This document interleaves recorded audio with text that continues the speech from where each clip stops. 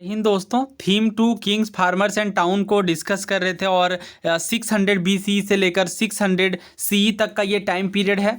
और इन 1200 सालों में काफ़ी कुछ इंपॉर्टेंट इवेंट्स हैं जिनमें हमने बहुत डिटेल में चीज़ें समझी। सबसे पहले हमने प्रिंसेप प्रियदर्शी इन चीज़ों को समझा। और आज जो हमारा टॉपिक होगा, तो लास्ट के पार्ट्स को आप पहले कवर कर लीजिए बिकॉज काफ़ी सारी इंपॉर्टेंट चीज़ें हैं जिनसे काफ़ी सारे क्वेश्चन पूछे गए हैं। बिकॉज चैप्टर के एंड में हम कुछ प्रीवियस ईयर क्वेश्चन भी डिस्कस करेंगे और उन सवालों को तभी आप आसानी से सॉल्व कर पाएंगे जब आपने अच्छे से चैप्टर को समझा है। तो लास्ट वीडियो में हमने प्रभावती गुप्त के विषय में बात की। इसके बाद हमने न्यू सिटीज़ को समझा, किस तरीके से न्यू सिटीज़ फ्लरिश कर रही थी। गिल्ड्स वगैरह के देखा, किस तरीके से जो गिल्ड्स होते थे ये एक तरीके का एसोसिएशन होता था और गिल्ड्स के ऊपर भी सिविल सर्विसेज में क्वेश्चन आया है। तो एक एक सेक्शन यहाँ से इम्पॉर्टेंट है। और इसके बाद हमने ट्रेड वगैरह पर बात की और एक दो कुछ इंपॉर्टेंट टर्म्स को भी हमने कवर किया। जैसे एक इम्पॉर्टेंट जो टर्म है मसटुअन या सेटीज़, इनका मतलब होता है वैसे ट्रेडर्स जो काफ़ी ज़्यादा रिच थे। नाउ आज जो हमारा सेक्शन होगा वो कॉइन्स एंड किंग्स से होगा। हम देखेंगे किस तरीके से जो किंग्स है वो अलग अलग तरीके के कॉइन इशू करते हैं और कॉइन से इकोनॉमी काफ़ी ज़्यादा प्रभावित होती है। तो कुछ एक्सटेंट तक हम कह सकते हैं कि जो एक्सचेंज हो रहा था, जो ट्रेड वगैरह देखने को मिल रही थी, ये कॉइनेज सिस्टम की देन थी। बिकॉज बार्टर सिस्टम में कई सारी समस्याएं होती हैं और बार्टर सिस्टम में जैसा कि हमें पता है जो डबल कोइंसिडेंस होनी चाहिए गुड्स की, यानी वस्तु विनिमय प्रणाली के तहत उनकी प्रॉब्लम से निजात मिल गई और कॉइनेज काफ़ी बड़ा योगदान था। तो यही रीज़न है कि कॉइन को हिस्ट्री के पर्सपेक्टिव से अगर हम देखें तो काफ़ी अपने आप में इम्पोर्टेंस रखता है। बिकॉज कॉइन के आधार पर हम पता कर सकते हैं कि कोई इकोनॉमी कितनी ज़्यादा फ्लरिश कर रही होगी। सबसे पहले तो पंच मार्क्ड कॉइन्स देखने को मिलते हैं जो कि सिल्वर और कॉपर से बनाए जाते थे 6th सेंचुरी BCE के बाद से, यानी कॉइन में बेसिकली पंचिंग की जाती थी। इसके बाद ये आप कह लें one of the earliest coin था इंडिया में जो मिंट किया गया इंडियन सब कॉन्टिनेंट में। इसके बाद एक्सकेवेशन वगैरह से और भी कई सारी अलग अलग तरीके के कॉइन्स देखने को मिलते हैं। न्यूमिस्मेटिस्ट का मतलब होता है वैसे लोग जो कॉइन्स का अध्ययन करते हैं, सिक्कों का अध्ययन करते हैं। तो इन्होंने काफ़ी कुछ स्टडी की है और इसके आधार पर कुछ अटैम्प्ट्स भी लिए गए हैं जिनसे जो पंच मार्क्ड कॉइन्स हैं इनके सिंबल वगैरह को पहचाना जा सके।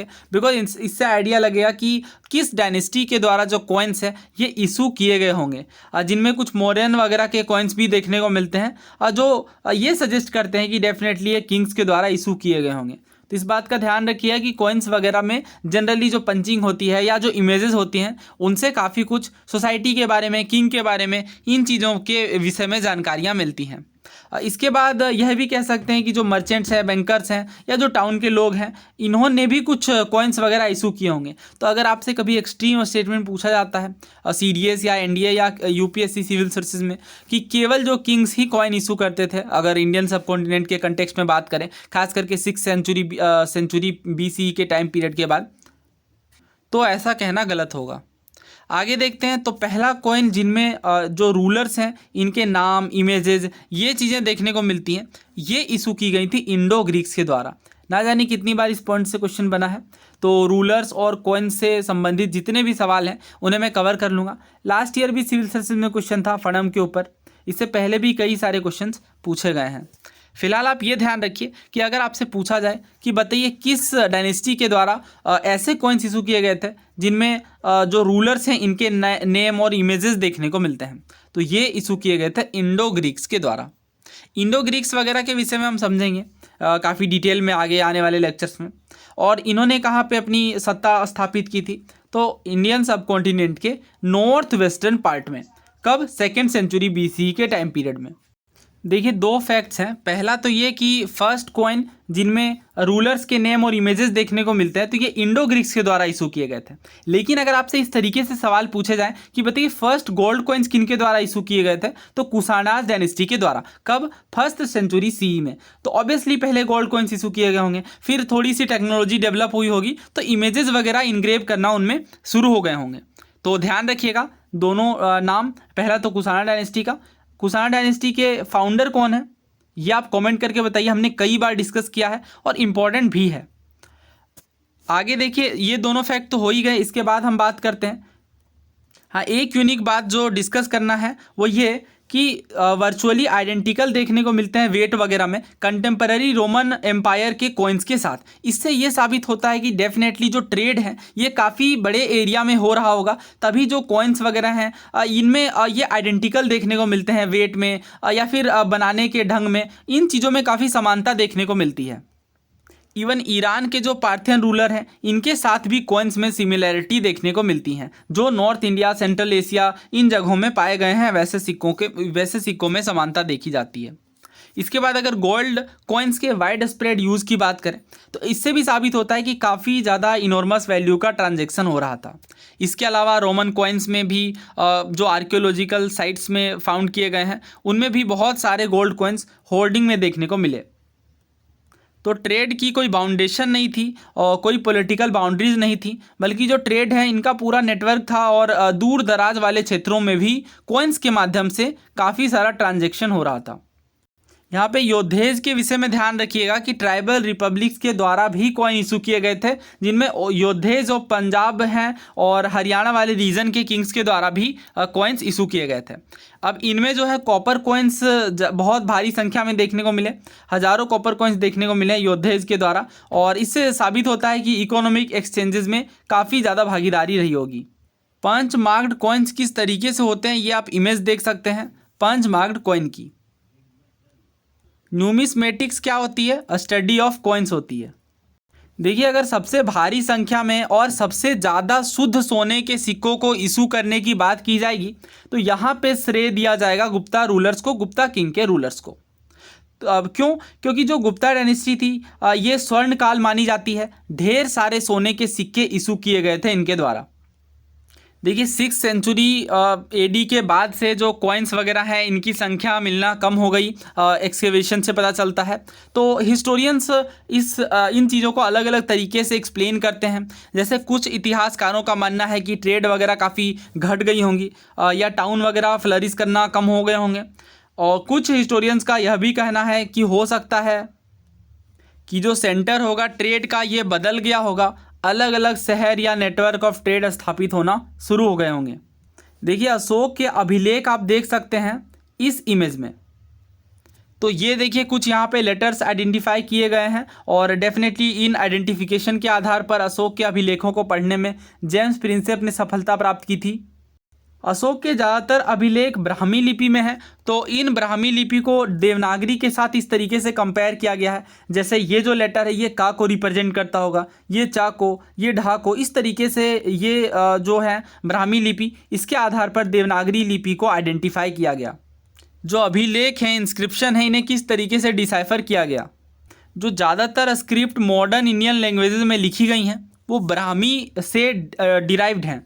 इसका क्या अर्थ है? इसका ये अर्थ है कि जो मॉडर्न इंडियन लैंग्वेजेस हैं, जो भी भाषाएं हैं, उनमें ब्राह्मी लिपि के अंश देखने को मिलते हैं, या दूसरे शब्दों में हम कहें तो ब्राह्मी लिपि से ही वो इंस्पायर्ड हैं। और ब्राह्मी लिपि अशोक के अभिलेखों में काफ़ी ज़्यादा संख्या में यूज़ की गई हैं। लेट 18th सेंचुरी के बाद अगर हम देखें तो काफ़ी सारे यूरोपियन स्कॉलर्स ने इंडियन पंडित्स के मदद से जो कंटेम्पररी बंगाली और देवनागरी लिपियाँ हैं इन्हें पढ़ने और समझने का प्रयास किया। तो ये बेसिकली किस तरह के मेथड को यूज करते थे? तो ये जो है इंस्क्रिप्शन वगैरह लेते थे और इसके साथ कंपेयर करते थे देवनागरी भाषा को कि कौन सा लेटर यहाँ पे फिट बैठ रहा है, उसके बाद उसकी मीनिंग समझने का प्रयास करते थे। तो बेसिकली इस तरीके का फंडा रहा होगा, और जेम्स प्रिंसेप ने काफ़ी मेहनत करी यहाँ पे, और इसके बाद फाइनली ये पढ़ने में काफ़ी सारे प्रयास के बाद ये सक्षम हुए डेफिनेटली, और इस तरीके से अशोक के अभिलेखों को पढ़ने में काफ़ी मदद मिली। देखिए कुछ तो यहाँ पे लेटर्स काफ़ी सिमिलर से लगते हैं, बट कुछ में तो बिल्कुल भी आप कह लें सिमिलैरिटी नहीं है। जैसे दा तो फिर भी सिमिलर है, बट रा को देखें अगर आप या माँ को देखें तो इनमें बहुत कम सिमिलैरिटी है। तो ब्राह्मी लिपि इंडिया के नॉर्दर्न पार्ट में ज़्यादातर देखने को मिलेंगे, बट नॉर्थ वेस्टर्न पार्ट की बात आएगी तो खरोष्ठी भाषा का इस्तेमाल किया गया है। तो खरोष्ठी की जो डिसाइफरमेंट है, जो स्क्रिप्ट है नॉर्थ वेस्ट में, जैसा कि अभी मैंने आपको बताया कि नॉर्थ वेस्ट वाले रीजन में जो अभिलेख हैं अशोक के, ये खरोष्ठी के अंदर हैं। तो इन्हें किस तरीके से पढ़ा गया? तो इंडो ग्रीक किंग्स के जो कॉइन्स हैं इसमें काफ़ी ज़्यादा मदद करते हैं। बिकॉज ये जो किंग्स हैं ग्रीक भाषा में ये कॉइन्स इशू किए गए इनके द्वारा, तो इनमें काफ़ी कुछ सिमिलरिटी देखने को मिलती है। और वैसे यूरोपियन स्कॉलर जो भाषा को या किसी एक भाषा को पढ़ने में सक्षम होंगे, उनके द्वारा कंपेयर की गई चीज़ें, लेटर्स वगैरह कंपेयर किया गया, और इसके बाद ये खरोष्ठी भाषा को भी, जैसे एग्जाम्पल भी इन्होंने दिया है कि जो ए का सिंबल है ये दोनों ही स्क्रिप्ट में देखने को मिलता है। जैसे अपोलोडोटस किंग का नाम लिखना है, तो अब ये दोनों ही सिंबल, दोनों ही ये जो ए सिंबल है ये दोनों ही भाषा में देखने को मिल रहा है। तो इस तरीके से जो खरोष्ठी भाषा है इसे भी आइडेंटिफाई कर लिया गया। देखिए अशोक के अभिलेखों से हमें काफ़ी कुछ पता चलता है। तो इनमें एक और बात है, जैसे देवनाम पियादस्सी, अशोक के अभिलेखों में ज़्यादातर देवनाम पियादस्सी वर्ड का ही जिक्र किया गया। तो ये तो आपको पता ही होगा बिकॉज कई बार एग्जाम्स में पूछा भी गया है। तो अशोक का यहाँ पे क्या कहना है बेसिकली कि पहले जो है वो कोई अरेंजमेंट नहीं था प्रॉपर जनता की बात सुनने के लिए या रिपोर्ट्स वगैरह रिसीव करने के लिए, लेकिन अशोक ने इस तरीके से अरेंजमेंट किया है कि अब वो किसी भी अवस्था में हो, किसी भी जगह पे हो या कितना भी इंपॉर्टेंट काम कर रहे हो, वो जनता के अफेयर्स को हमेशा ही, जनता के जो मुद्दे हैं उन्हें सुलझाने के लिए हमेशा तत्पर रहेंगे। देखिए एक और टर्म आ गया है, टर्म वगैरह पे आपको खास तौर पे ध्यान देना है, और वो टर्म है प्रतिवेदक। प्रतिवेदक का मतलब होता है रिपोर्टर। इंपॉर्टेंट है ये, पूछा तो नहीं गया अभी तक जहाँ तक मैंने प्रीवियस ईयर को एनालाइज किया है, बट पूछा जा सकता है। हालांकि रिपोर्टर के लिए कई सारे अलग अलग डायनेस्टीज़ के अंदर टर्म्स पूछे गए हैं, बट इस टर्म को स्पेसिफिकली नहीं पूछा गया है, तो काफ़ी ज़्यादा चांसेस है पूछे जाने के। तो जैसा कि मैंने आपको बताया कि अशोक जो किंग है इनका नाम डायरेक्टली अशोक मेंशन नहीं है मोस्टली इंस्क्रिप्शन में, और इंस्क्रिप्शन में किस वर्ड का यूज किया गया अशोक के बदले में? देवनाम पिया का। इसका मतलब क्या होता है? बिलवेड ऑफ द गॉड्स, यानी देवों के प्रिय। और पियादस्सी, ये दो वर्ड्स देखने को मिलेंगे। पियादस्सी जैसा कि मैंने आपको बताया बेसिकली ये प्रियदर्शी से कुछ संबंधित होगा, बट पाली भाषा के कारण इस तरीके से वर्ड्स होते हैं। प्लीजेंट टू बिहोल्ड, इसका मतलब है पियादस्सी का। देखिए यहाँ पे आगे बताया जा रहा है कि जो अशोक नाम है यह कुछ इंस्क्रिप्शन में देखने को मिलता है। तो ये हमने सिविल सर्विसेज के एनालिसिस के टाइम पे डिस्कस किया है कि अशोक के खुद का नाम किन अभिलेखों में देखने को मिलता है, तो ये आप कमेंट करके बताइए। देखिए यहाँ पे इमेज है इंडो ग्रीक राजा मिनेंडर के कॉइन की। तो मिनेंडर की जब बात आई है तो बहुत इंपॉर्टेंट एक बुक है, बुक का नाम क्या है? मिलिंद पन्हो। ये बहुत बार एग्जाम्स में पूछा गया, बहुत ज़्यादा इंपॉर्टेंट है। तो मिलिंद पन्हो जो है ये मिनेंडर किंग जो कि इंडो ग्रीक रूलर हैं, इसके अलावा नागसेन जो कि बुद्धिस्ट फिलोसोफर हैं, इन दोनों के बीच के वाद संवाद को मिलिंद पन्हो में डिस्क्राइब किया गया है। तो बुक का नाम ध्यान रखिएगा, पूछा जाता है बहुत बार कि किनके द्वारा लिखा गया है। तो मिलिंद पन्हो लिखा गया है नागसेन के द्वारा। नागार्जुन से आपको कंफ्यूज नहीं करना है, नागार्जुन एक बुद्धिस्ट फिलोसोफर हैं और माध्यमिका स्कूल के फाउंडर हैं। कौन? नागार्जुन। इनके ब्रदर का नाम क्या है? नागार्जुन के ब्रदर का असंग। ये सारे फैक्ट्स इंपॉर्टेंट हैं, एग्जाम्स में पूछे गए हैं, और हालांकि हमने डिस्कस भी किया है एक्सपेक्टेड क्वेश्चन सीरीज के टाइम पे। तो माध्यमिका स्कूल ध्यान रखिएगा। माध्यमिका स्कूल का और एक नाम क्या है? शून्यवाद। कुछ भी ऑप्शन में आपको दिया जा सकता है। ये एंशिएंट हिस्ट्री के कुछ फैक्ट्स मैंने आपको रिवाइज करवा दिए। देखिए कलिंग युद्ध के बारे में भी हमें अशोक के अभिलेखों से ही पता चलता है। कौन सा एडिक्ट है? आई थिंक 13th है, रॉक एडिक्ट। और इसमें क्या बताया गया है? देवनाम पियादस्सी से संबंधित कि इन्होंने 8 सालों तक रूल किया, और इसके बाद किस तरीके से कलिंग इनके द्वारा जीता गया, कितने सारे लोग, यहाँ पे तो बताया जा रहा है 150,000 man were deported, 100,000 were killed and many more died. तो बहुत भारी संख्या यहाँ पे बताई जा रही है।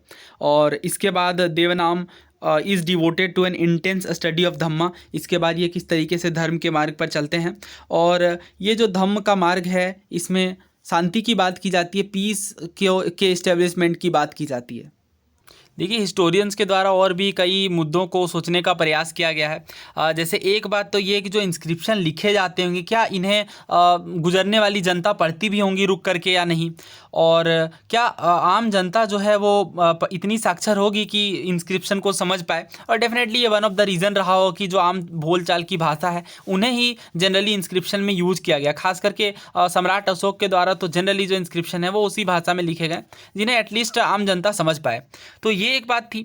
इसके अलावा एक और इसके अंदर मुद्दा है कि जो कलिंग क्षेत्र है जो कि प्रेजेंट डे उड़ीसा में देखने को मिलता है, इनमें जो डिस्क्रिप्शन है जो अशोक की एंग्विश को दिखाता है, वेदना पीड़ा को दिखाता है, किस तरीके से जो कलिंग का युद्ध है जिसके बाद अशोक का हृदय परिवर्तन हो जाता है, उस बात का स्पेसिफिक जिक्र किसी इंस्क्रिप्शन में नहीं देखने को मिलता, खास करके ओडिशा के अंदर।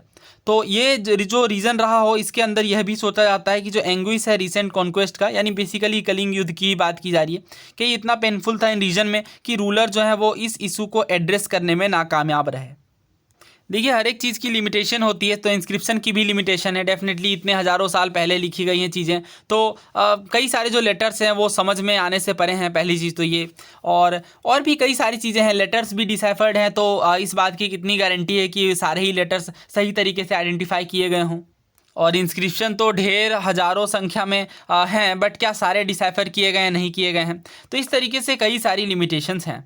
और एक मुद्दा तो ये भी कि जितनी भी इंपॉर्टेंट बातें हैं, क्या ये सारी बातें इंस्क्रिप्शन में लिखी गई होंगी? ऐसा तो कोई ज़रूरी नहीं है। हो सकता है रूटीन एग्रीकल्चर प्रैक्टिस हो या जो सुख दुख हो आम जीवन के, क्या वो चीज़ें इंस्क्रिप्शन में लिखी गई होंगी? ऑब्वियसली नहीं, केवल बहुत इंपॉर्टेंट चीज़ें लिखी जाती होंगी, जिनमें भी कुछ चीज़ें छूट जाती होंगी, तो कुछ लिमिटेशंस हैं डेफिनेटली। अब ये चैप्टर हमारा खत्म होता है, टाइमलाइन को देख लेते हैं। तो टाइमलाइन में कुछ इंपॉर्टेंट चीज़ें हैं, जैसे एक तो ये मगध रूलर का टाइम पीरियड आपसे पूछा जा सकता है, अलेक्जेंडर का इन्वेजन पूछा जा सकता है, चंद्रगुप्त मौर्य का एक सेशन इंपॉर्टेंट है 321 BC, ये ध्यान रखिएगा, बिकॉज मौर्य डायनेस्टी को समझने में आपको काफ़ी ज़्यादा मदद मिलेगी। हाँ, अशोक का जो राइन है ये काफ़ी ज़्यादा इंपॉर्टेंट है। इसके बाद आपको यह भी ध्यान होना चाहिए कलिंग युद्ध के बारे में, 261 BCE है। और मौर्यन एम्पायर का अंत, ये सब चीज़ें इंपॉर्टेंट नहीं है, बट जब आप रिलेट करके पढ़ेंगे तो आपको ये चीज़ें खुद ब खुद याद हो जाएंगी। कनिष्का का एक सेशन, ये तो आसानी से आप ध्यान रख सकते हैं, बिकॉज शक संवत की स्थापना भी 78 AD में ही हुई थी। Harshavardhan king of Kannauj, Chinese pilgrim Hiuen Tsang come in search of Buddhist text, तो हर्षवर्धन के बारे में बेसिकली बताया जा रहा है, हर्षवर्धन का टाइम पीरियड। और हुएनसांग की भी जब बात आएगी तो आपको 7th century AD ही ध्यान रखना है। ये जो टाइमलाइन है ये मॉडर्न हिस्ट्री वाले टाइमलाइन है। जैसे एशियोटिक सोसाइटी की स्थापना 1784 में की गई है, किनके द्वारा? विलियम जोन्स के द्वारा। इसके बाद 1810 के दशक में देखें तो कॉलिन मैकेंजी 8000 से ज़्यादा इंस्क्रिप्शन संस्कृत और द्रविडियन लैंग्वेज में कलेक्ट करते हैं। इसके बाद अशोक के अभिलेख को डिसाइफर किया जाता है 1837-38 के बीच, किनके द्वारा? जेम्स प्रिंसेप के द्वारा, जो कि ईस्ट इंडिया कंपनी में बेसिकली वर्क करते हैं। इसके बाद अलेक्जेंडर कनिंघम एक अशोकन इंस्क्रिप्शन के सेट को पब्लिश करते हैं। सो इस तरीके से हमने इंपॉर्टेंट टाइमलाइन को कवर कर लिया। और अगर आप सिविल सर्विसेज मेंस के लिए प्रिपेयर कर रहे हैं तो इन क्वेश्चंस पर आप विचार कर सकते हैं। ऑब्वियसली लाइन बाय लाइन तो चीज़ें पूछी जाने वाली है नहीं, बट एटलीस्ट आपको आंसर लिखने में काफ़ी कुछ क्लैरिटी मिलेगी अगर आप इन चीज़ों पर विचार करते हैं तो। सो नेक्स्ट वीडियो में हम कुछ प्रीवियस ईयर क्वेश्चन कवर कर लेंगे इस चैप्टर के, और कुछ चीज़ें मैं आपको रिवाइज करवा दूंगा, और इसके बाद हम अगले चैप्टर की ओर बढ़ेंगे। सो उम्मीद है आपको इस सीरीज़ से कुछ हेल्प मिल रही होगी। अगर आप चैनल पर नए हैं तो सब्सक्राइब कर लें, अपने दोस्तों में भी शेयर करें। धन्यवाद।